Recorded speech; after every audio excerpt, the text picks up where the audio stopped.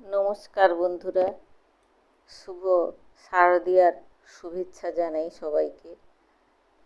সামনেই আমাদের বাঙালির শ্রেষ্ঠ পুজো দুর্গা পুজো। দুর্গা দুর্গতি নাশিনী, যিনি আমাদের দুঃখ দূর করেন। আমরা সকলেই দুর্গা পূজা বা দুর্গা সম্বন্ধে জানি, কিন্তু নবরাত্রি কি আমরা হয়তো অনেকেই জানি না। আজকে এই নবরাত্রি সম্পর্কে আপনাদের কিছু জানাবো। ঐশ্বরিক নারীর সম্মানে অনুষ্ঠিত একটি অনুষ্ঠান হচ্ছে নবরাত্রি। তো 9 দিন দেবী দুর্গা জগতের কল্যাণ সাধনের জন্যে মহিষাসুরের সঙ্গে যুদ্ধ করে 10ম দিনে জয়লাভ করেছিলেন। এই যে 9 দিন ধরে তিনি যুদ্ধ করেছিলেন, এই 9টি দিনকে বলা হয় নবরাত্রি। আবার শ্রীরামচন্দ্র রাবণের সঙ্গে 10 দিন যুদ্ধ করেছিলেন, সেখানেও সেই হিসাবে নবরাত্রি পালন হয়। নবরাত্রি বলতে দেবী দুর্গার 9টি রূপের কথা এখানে বলা হয়েছে। এই বছর নবরাত্রি 3রা অক্টোবর 2024 নবরাত্রির সূচনা। নবরাত্রি এই যে 9টি দেবীর যে 9টি রূপ, সেই রূপগুলি হল: প্রথম দিনে শৈলপুত্রী, ব্রহ্মচারিণী, চন্দ্রঘণ্টা, কুষ্মাণ্ডা, স্কন্দমাতা, কাত্যায়নী, কালরাত্রি, মহাগৌরী আর সিদ্ধিদাত্রী। প্রথম 3 দিন দেবী দুর্গাকে উৎসর্গ করা হয়, তারপরে 3 দিন অর্থাৎ মাঝের 3 দিন দেবী লক্ষ্মীকে, আর শেষের 3 দিন দেবী সরস্বতীকে উৎসর্গ করা হয়। শৈলপুত্রী, শৈল অর্থাৎ পাহাড়, পাহাড়ের কন্যা, হিমালয়ের কন্যা শৈলপুত্রী। প্রথম দিনে শৈলপুত্রীর পুজো করা হয়। তিনি ভালোবাসেন লাল রং আর লাল ফুল, আর ওই সময় দেবীকে উৎসর্গ করা হয় সাধারণত ভোগ হিসাবে ঘি, গরুর ঘি উৎসর্গ করা হয়। দ্বিতীয় দিন পুজো হয় দেবী ব্রহ্মচারিণীর।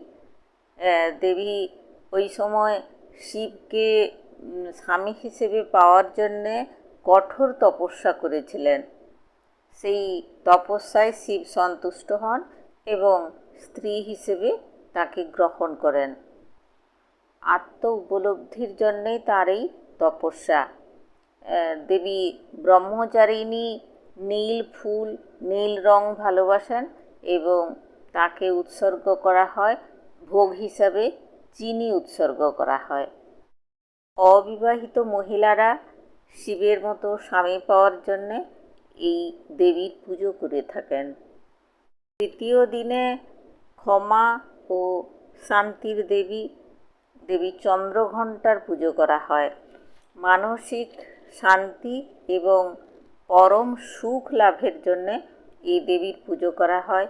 এই দেবী হলুদ রং ভালোবাসেন এবং ভোগ হিসাবে দুগ্ধজাত দ্রব্য দেবীকে নিবেদন করা হয়। চতুর্থ দিনে মহাবিশ্বের স্রষ্টা দেবী কুষ্মাণ্ডার পুজো করা হয়। বুদ্ধির বিকাশের জন্যে এবং কঠিন পরিস্থিতিতে স্থির বুদ্ধির জন্য এই দেবীর পুজো করা হয়। দেবী কুষ্মাণ্ডা সবুজ রং ভালোবাসেন এবং ভোগ হিসাবে তাকে দেওয়া হয় মালপোয়া। পঞ্চম দিনে কার্তিকেয় মাতা স্কন্দমাতার পুজো করা হয়। মাতৃত্ব, আধ্যাত্মিক বিকাশ, ভালোবাসা ইত্যাদির জন্য এই দেবীকে পুজো করা হয়। আর এই দেবীকে ভোগ হিসাবে দেওয়া হয় কলা, এবং তিনি ধূসর বর্ণ ভালোবাসেন, পছন্দ করেন। ষষ্ঠ দিনে দেবীর উগ্র এবং যোদ্ধারূপ দেবী কাত্যায়নীর পুজো করা হয়। মহর্ষি কাত্যায়নের কন্যা তিনি, তাই তার নাম কাত্যায়নী।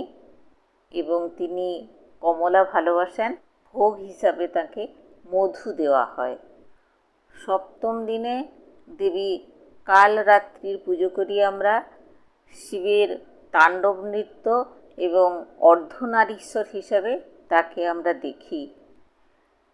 নেতিবাচক শক্তির ধ্বংসের জন্যে এই দেবীর পুজো করি আমরা। এই দেবী ভালোবাসেন সাদা বর্ণ এবং ভোগ হিসাবে দেওয়া হয় তাকে গুড়। মহা অষ্টমীর দিনে আমরা সকলেই তো মহাগৌরীর পুজো করে থাকি।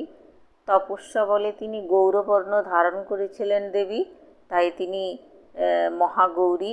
ভক্তদের সমস্ত ইচ্ছা পূরণকরণের জন্য আমরা মহাষ্টমী পুজো করে থাকি। এই পুজোয় ভোগ হিসাবে দেওয়া হয় নারকেল এবং সাধারণত গোলাপি বর্ণের ফুল, এবং গোলাপি তিনি পছন্দ করেন। মহানবমীর দিনে আমরা পুজো করে থাকি দেবী সিদ্ধিদাত্রীর।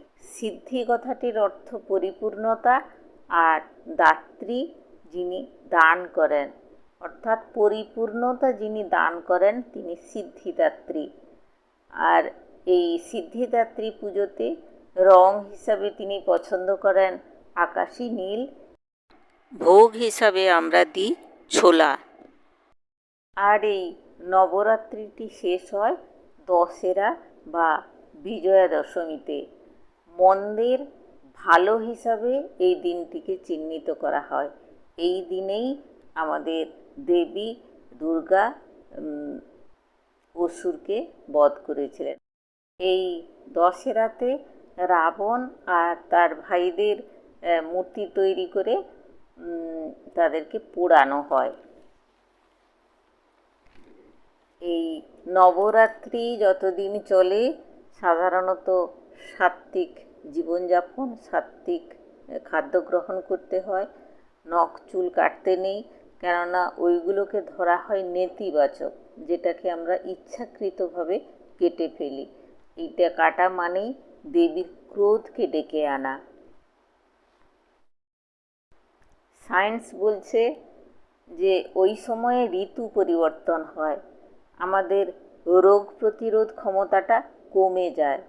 সেই কারণে হালকা খাদ্য, সাত্ত্বিক খাদ্য গ্রহণ করতে হয়। উপবাস ও সাত্ত্বিক খাদ্য ডিটক্স হিসাবে কাজ করে এবং আমাদের রোগ প্রতিরোধ ক্ষমতাটা বাড়ে। সেই কারণে ওই সময় সাত্ত্বিক খাদ্য গ্রহণ করতে হয়।